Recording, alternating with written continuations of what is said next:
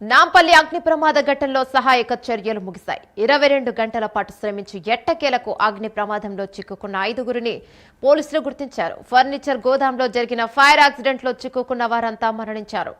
సెల్లార్లోని watchman కుటుంబంలోని 2 పిల్లలు, ఇక మరో కుటుంబంలోని 4 చిక్కుకున్నారు.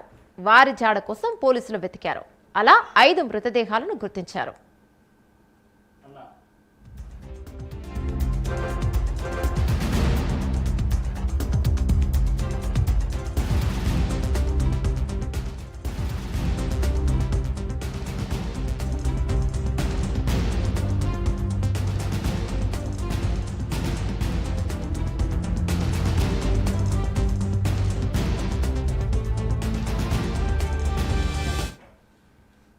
కాసేపట్లో నాంపల్లికి జేఎన్టీయూ ఇంజనీరింగ్ నిపుణుల బృందం చేరుకోనుంది.